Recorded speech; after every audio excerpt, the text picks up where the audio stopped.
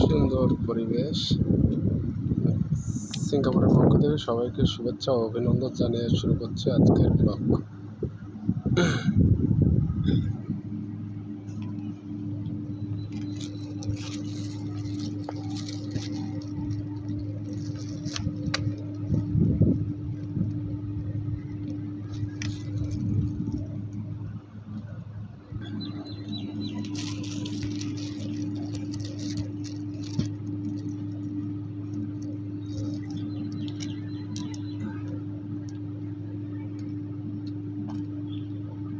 সকল বাংলাদেশিদের জানাই শুভেচ্ছা ও অভিনন্দন। আজকে আলোচনা করব সিঙ্গাপুরের কিছু চাকরি নিয়ে। বুঝছেন, যে সকল ছোট ভাইরা সিঙ্গাপুরে চাকরি করতে চান বা চাকরি করার আগ্রহ আছে, তারা সিঙ্গাপুরে আসতে পারে। সিঙ্গাপুরে কিছু ক্যাটাগরির মাধ্যমে নিয়োগ নেওয়া হয়, যেরকম কনস্ট্রাকশন সেক্টর আছে, প্রসেসিং সেক্টর আছে, শিপন সেক্টর আছে। এইসব সেক্টরে আপনারা চাকরির অ্যাপ্লাই করতে পারেন। এখানে ভালো অ্যামাউন্টের একটা স্যালারি পাওয়া যায় এবং ভবিষ্যতে অনেক কিছু করা যায়। কিন্তু আরেকটা প্রসেসিং আছে যেটা সিঙ্গাপুরে এসে স্কেল করতে পারবেন। যদি আপনি অ্যাকচুয়ালি স্কেল হোল্ডার হন, তাহলে আপনার লাইফ অনেক দূরে নিয়ে যাওয়া সম্ভব। কিন্তু স্কেল না থাকলে আপনি হাই স্যালারি বা কোনো কোর্সের মাধ্যমে আপনার নিতে হবে। সিঙ্গাপুরে এমন একটা প্ল্যাটফর্ম যেখানে মনে করেন যে স্কেল না থাকলে বিভিন্ন কোর্স আছে, যেমন safety supervisor, rigger superman, diving, পকলিপ অপারেটার, তারপরে আছে মনে করেন যে কিছু কাজ যেরকম ইয়ারফোন, হাতিং, এসির কিছু কাজ আছে। এগুলো যদি আপনি শেখেন তাহলে মনে করেন যে ভালো অ্যামাউন্টে ভালো কোম্পানিতে অ্যাপ্লাই করতে পারবেন নিজের জব, যেখানে আপনাকে ইন্টারভিউ দিতে হবে। বর্তমান সিঙ্গাপুর আসতে অনেক টাকা লাগে, কিন্তু টাকা লাগলেও মনে করেন যদি 18 টাকা বেসিকেও আসেন তবু 1000 টাকা আর্নিং করা হবে। আর $1000 মানে বর্তমানে 1 লাখ টাকা বেতন। সিঙ্গাপুরে $1000 1 লাখ টাকা সমান বেতন। অতএব আপনার বিভিন্ন দেশে যাওয়া থেকে চোরাই পথে যাওয়া থেকে বিরত থাকুন। আমি যে সকল বাংলাদেশি ভাইরা, ছোটো ভাইরা আছেন বা বড়ো ভাইরা আছেন, বর্তমান সিঙ্গাপুর সরকার 63 বছর পর্যন্ত চাকরির মেয়াদ করেছে। অতএব আপনারা এই সুযোগটা নিতে পারেন এবং সিঙ্গাপুরে আসবেন এমন যারা রানিংয়ে লেখাপড়া করতেছেন, মেধা ভালো, তাদেরকে মনে করেন সিঙ্গাপুর আসলে অনেকটা জায়গায় প্ল্যাটফর্মে ভালো একটা জায়গা পাওয়া যায়।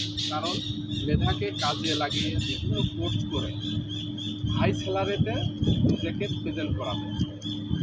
এবং মনে করেন যে বর্তমান সিঙ্গাপুরের অবস্থা ভালো, আবার মনে করেন যে কিছু ক্ষেত্রে একটু খারাপের দিকে আছে। কি একটা পারমিট আছে প্রসেসিং, বুঝছেন, আনস্কেলে আসা প্রসেসিং। এই প্রসেসিংয়ের মাধ্যমে আসলে আপনি তেমন সুযোগ সুবিধা পাবেন না এবং কাজের কোনো নিশ্চয়তা না। বিভিন্ন কাজ এজেন্সিতে আপনি দিতে পারেন, সেটা করার নিজের সামর্থ্য থাকা লাগবে এবং পরিশ্রমী হতে হবে। যারা পরিশ্রমী আছেন তারা প্রসেসিং পারমিটে আসতে পারেন সিঙ্গাপুরে। যেরকম রডের কাজ আছে, একটু হার্ড কাজ, তারপরে স্কাফোল্ডিংয়ের কাজ আছে, এগুলো একটু পরিশ্রমী। পরিশ্রম যারা করতে পারবেন তারা প্রসেসিং পারমিটে আসবেন। আর যারা প্রসেসিংয়ে আসবেন না তারা মনে করেন যে করতে পারলে পরবর্তীতে আইপি করা বা আসা যাওয়া 2 লাখ টাকার ভিতরে কমপ্লিট হবে।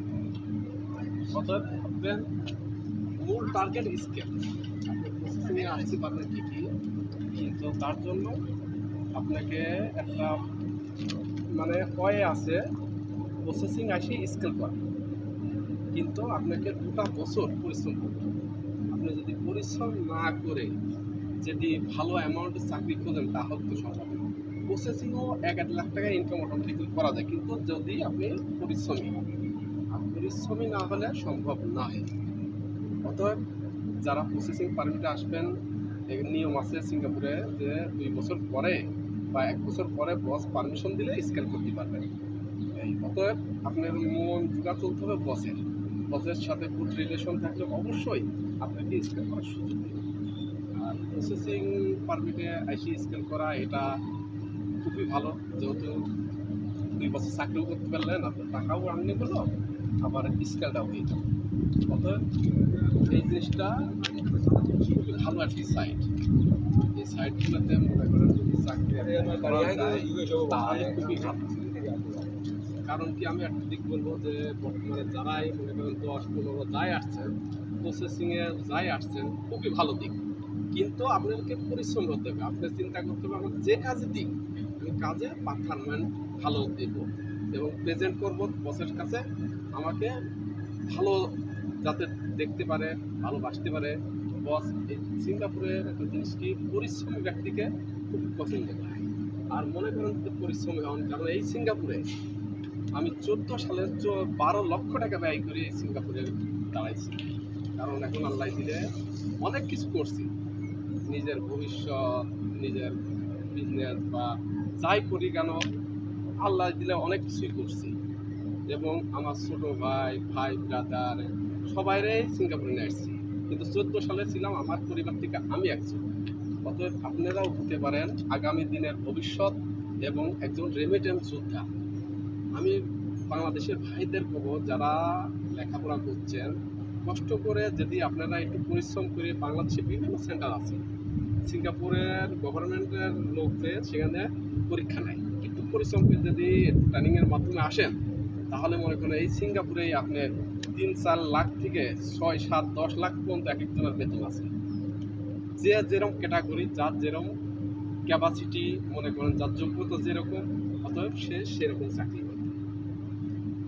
অথবা একদম পরিশ্রম মনে করেন যদি আমি পরিশ্রম না করি, বিভিন্ন কোর্স না করি, অবশ্যই তাহলে তো আর সামনের দিকে এগোনো যাবে না।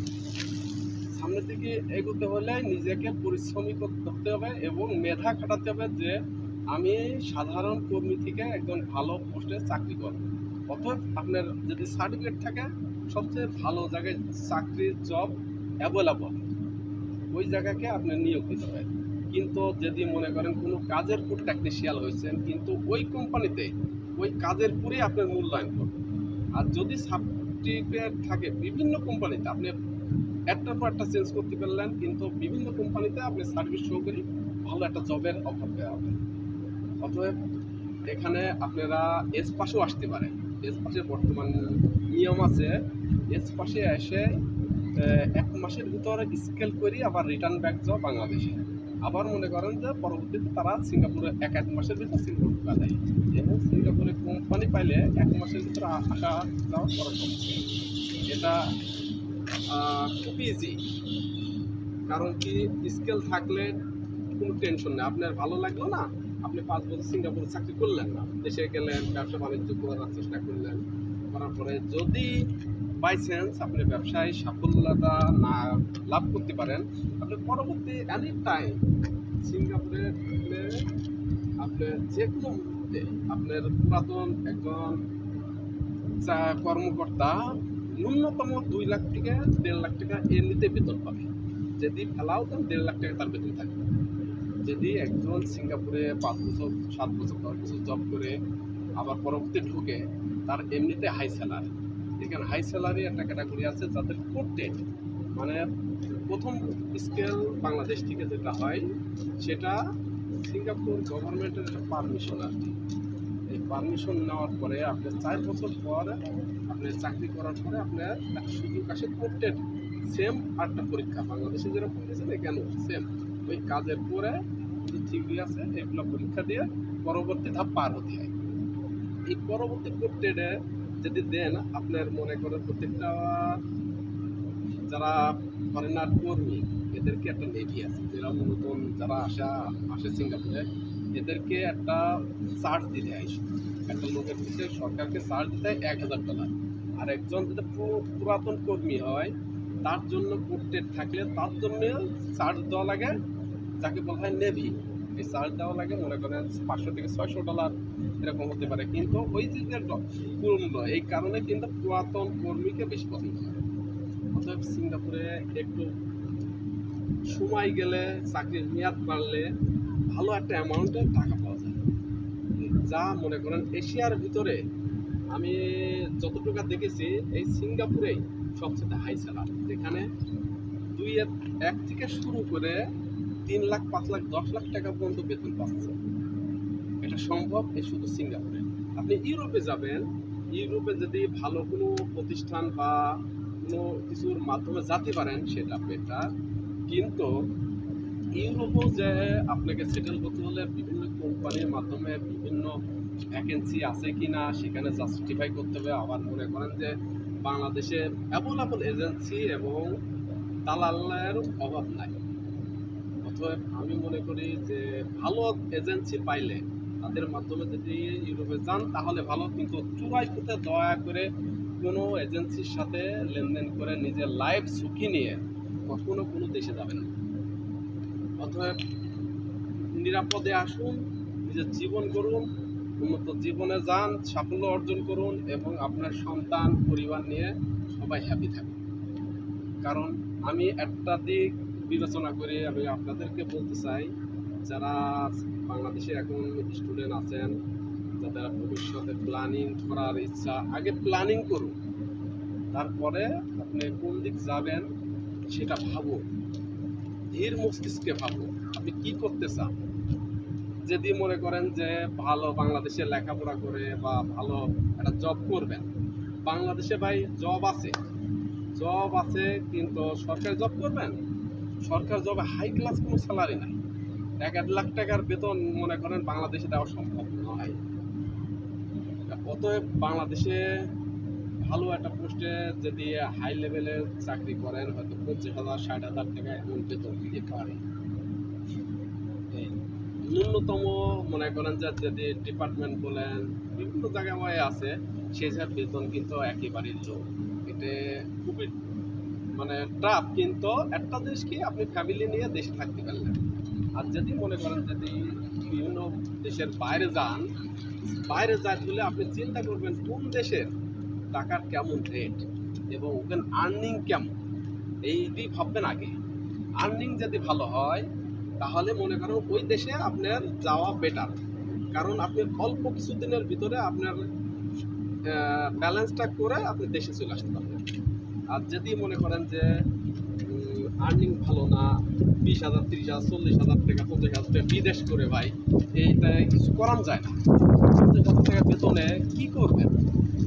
যে সৌদি আছে, মালয়েশিয়া আছে, এখানে অধিকাংশ দেখা যায় যে খুব কম সংখ্যকই 1-1 লাখ টাকা বেতন পায়, বুঝছেন। এখানে খুব পরিশ্রম করতে হয় এবং টাকার রেটটা মনে করেন ওখানে খুব টাকার রেটে 1 টাকায় হচ্ছে বর্তমান সৌদি মালয়েশিয়া $36। কিন্তু মালয়েশিয়ার পাশে সিঙ্গাপুর, দেশটা উন্নত করার কারণে দেখেন 1 টাকা এখন 100 টাকা হয়ে যাচ্ছে। সিঙ্গাপুরে $1 বর্তমান 100 টাকা, আর $1,000 1 লাখ টাকা এমনি বেতন চলে আসে। অতএব যে কোনো নতুন লোক 1 লাখ টাকা বেতন পাওয়া সম্ভব যদি স্কেল প্রাপ্ত হয়। কিন্তু আমি দয়া করে একটা রিকোয়েস্ট করব, যারা বাংলাদেশে আছেন তারা শিপওয়ার্ডে আসবেন, কিন্তু কম বাজেট নিয়ে। আপনি শিপওয়ার্ডে যদি চাকরি করতে চান তাহলে মনে করবেন আমি 5 লাখ থেকে 6 লাখ টাকার ভিতরে ব্যালেন্সটা রাখবেন। এর ঊর্ধ্বে আপনি শিপওয়ার্ডে এসে কিছু করতে পারবেন না, কারণ শিপওয়ার্ডে আপনার বাসা ভাড়া কাটে, পানি বিল কাটে, বিদ্যুৎ বিল কাটে, বিভিন্ন ভাড়া কাটে। কিন্তু কনস্ট্রাকশন সেক্টরে আপনার কিন্তু কোনো বাসা ভাড়া কাটে না, হয়তো যদি পানি বিল কাটলেও হয়তো আপনার $15 এগুলো সামথিং, এগুলো খুব বড়ো অ্যামাউন্ট না। আপনি যদি মনে করেন আর্নিং করেন $2,000 বা $3,000, আপনি 15-20 টাকা বা 50 টাকা এগুলো কোনো যায় আসে না, কিন্তু শিপওয়ার্ডে অনেকটা টাকা কাটে এবং ডিউটি কম, 7টা ডিউটি অধিকাংশ বেশি হয়ে থাকে, কারণ ওখানে একটা ডিউটি সীমাবদ্ধ। কিন্তু কনস্ট্রাকশন সাইডে আনলিমিটেড, কখনো 10টা, কখনো 12টা, কখনো ওভারনাইট, নাইট, আবার রবিবারে ডাবল সিস্টেম, এমন অনেক কোম্পানি আছে ভাই। কিন্তু আমি ছোটো ভাই যারা আছেন, আমি একটা জিনিস করি, আপনার যদি অ্যামাউন্ট কম থাকে আপনি প্রসেসিং পারমিটে আসতে পারেন, এটা খুবই ভালো। এমন কোনো কাজ করে না সিঙ্গাপুরে মাইরি ফেলা, কিন্তু আপনার পরিশ্রমে হতে হবে, মনে হতে হবে যে আমার গার ঠাটা রোদ পড়ছে তারপরেও আমার কাজ করতে হবে, কি এটা আমার চ্যালেঞ্জিং, এটা লাইফ করা একটা চ্যালেঞ্জিং। বাংলাদেশের ডিপার্টমেন্টে চাকরি করতে হলে অনেক কষ্ট করা লাগে, সেই তুলনায় কিছুই নাই সিঙ্গাপুরে। মনে করেন রোদের ভিতরে এই রডের কাজগুলো বা স্কাপুলিং কাজ বাইরে হলে একটু রোদ লাগবে, অবশ্যই আপনার 2 বছর সহ্য করতে হবে, কষ্ট করতে হবে। কষ্ট করার পরে যদি আপনি স্কেলটা করতে পারেন তাহলে আপনার লাইফ সেট হবে। পরবর্তী 2 বছর পর দেশে গেলেন, পরবর্তী মনে করেন 1.5 লাখ টাকা 2 লাখ টাকা আবার ফিরেও চলে আসতে পারেন, এটা কোনো বিষয় না।